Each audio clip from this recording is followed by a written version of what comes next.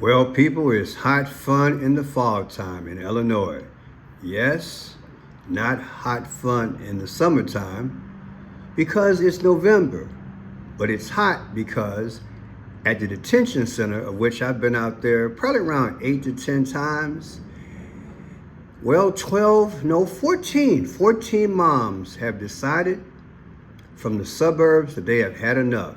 I am not surprised that this has happened. I'm really surprised that more groups haven't gotten together and said, you know what, you're not letting us protest and follow up. Now, what do I mean by that? There have been a lot of complaints from people. Matter of fact, there was a report that came out a few days ago about 5 detainees that had been in a detention center for processing. And they have some major complaints. So guess what? A judge got involved. But now, again, 14 suburban moms are protesting, saying, look, we have had enough about the treatment of the detainees when they're brought in for processing in Broadview, Illinois. So I want you to check this out. And the 5C's got to work. I wanted to get out there again, but I had to put my car in the shop this morning again. Boy, I tell you, it's always something. But anyway, people, this is going to be an ongoing saga here in Illinois. I have an opportunity to get out here and cover the story. And I think I've mentioned it. I talked to so many people about this issue. So I see things when I'm out there. I see things that you guys don't see. I cover the protests. I hear things. I try just to report, but I'm telling you, the 5Cs, they're getting busy, y'all. What I can tell you is that this thing is part protest and part scripted. It doesn't mean that it's not legit, that you don't have detainees there. Yeah, they have detainees there, and they do process them. They bring them in buses. They bring them in cars and vans or whatever. But the thing is being built to continue and to more so escalate and inflame. And to me, that's a distraction tactic to keep us not looking at other issues like the economy. But I digress. See the brown shirts here? This is the state police. Something that wasn't there a month ago. It was only Broadview police, and it was only ICE. Then it graduated to ATF, and now the brown shirts are getting busy. But the state police are run by the governor, Governor Pritzker, and he said he wouldn't help Trump. So why are they there? Check it out. A group of 14 suburban moms, as they call themselves, were arrested a short time ago outside the Broadview ICE facility here after sitting in a circle blocking the middle of this road where Cook County Sheriff deputies, you can see, are standing right now as a symbol of civil disobedience. Take a look at this video. These are moms from across the western... I'm going to get out of that music because I'm not sure, but you can see them holding hands, and they sat down. They came to them. I want you to know this right here. And this is what I mean by the 5Cs.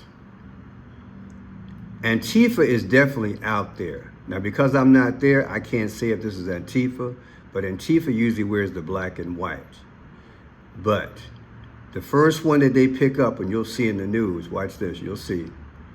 Now, she's in red and black. She's speaking. Let me see. Of the federal immigration enforcement that we're seeing every day. And our communities are living in abject fear. And it's time for people that look like us to take a stand and put our own physical bodies.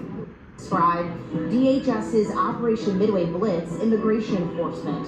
Protesters say they're enraged by the terror being inflicted upon their communities, and their friends, relatives, caregivers, and neighbors are living in fear.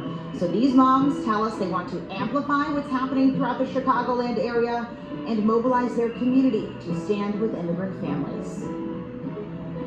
Is worse than you can imagine on the streets right now, and it is because of the federal immigration enforcement that we're seeing every day. And our communities are living in abject fear. All right, so let me go to the other one, and you'll see what I'm talking about soon. Okay, this is Hill they're gonna talk about more in detail about what the judge intervening about the alleged conditions in that detention center in Broadview, Illinois, where they actually process illegals. Check it out. A federal judge is ordering authorities to improve the living conditions at an ICE facility in the Chicago area. The ruling comes from Judge Robert Gettleman, who heard testimony earlier this week after a lawsuit accused the government of denying the detainees of proper access to food, water, and medical care. It also alleged that the holding cells are overcrowded and don't have enough beds. The judge's order lists more than a dozen requirements for the facility. Some of those requirements include a clean bed and place to sleep, clean toilet facilities, hygiene products, and at least 3 full meals per day. The order also says the detainees must be provided with a list of attorneys in English and Spanish with interpreter services available if necessary. The lawsuit claimed people at the facility were coerced into signing documents they didn't understand and that they unknowingly gave up their rights. Illinois Senator Dick Durbin said he's tried to access the facility but has been denied. In a post on X, he writes, Every member of Congress has the right to visit an ICE facility. It's part of the job. The Trump administration is denying visits, and it begs the question, what are they hiding? It's unprecedented, unlawful, and unacceptable.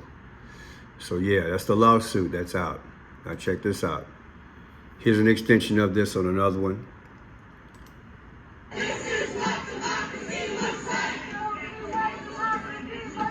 This is what democracy looks like. This is what democracy looks like. Thank you. Thank you very much.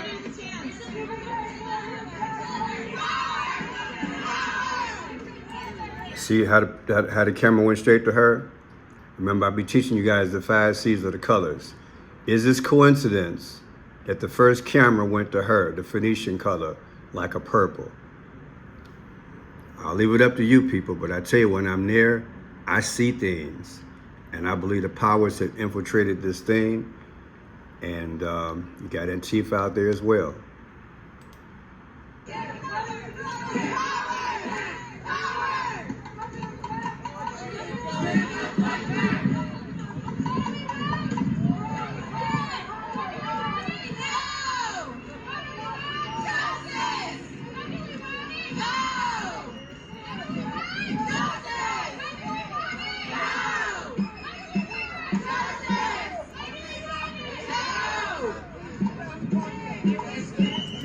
I believe it's all, a lot of this is all for show, all for the camera. Trust me.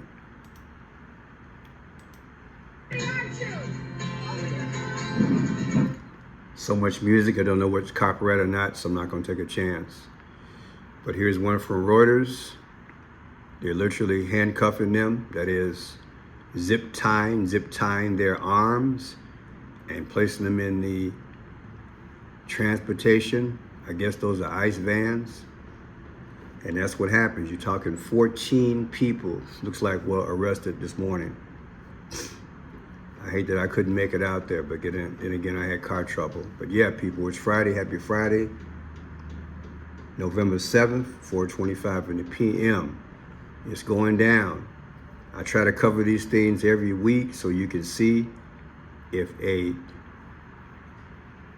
documentation, if a detention center is placed in your neck of the woods, you know what's going on. Now, back in the day, the way they had it set up, we literally had it where there was a lot of activity by the crowd, by the protesters, where they're attacking the actual transportation vehicles, be it vans or buses. And one time I was there, they blew a hole in the tire, and ICE, like, you know, I got to make this a little bit more safe as we conduct the business. So they put up a fence that was up for about 3 weeks. Then they took the fence down. Now they have concrete barriers, and the police are in full force. And so they have their designated areas where they protest from. But this is the first time I have known there was an actual sit-in. So yeah, it's progressing. They're doing everything they can to protest. But right now, again, the judge has spoken. We'll see if the political figures or some type of group can go in there and inspect these actual facilities. This is not about law enforcement. This is actually meant to. Now, this is a group of Chicago business leaders who I also predicted in the video way back how these ICE raids and everything, they're going to start affecting the community. Many who are illegal, or maybe even those who are people. I've actually heard, I don't know if you've heard it, put it in the description, where they're picking up people who are in the process of becoming legal. So let's say they have 2 months to go. From what I've heard, they're still getting picked up. But what's happening?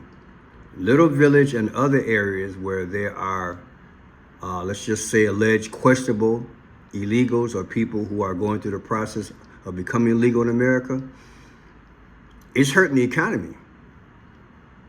It's hurting the economy. I mean, let's face it.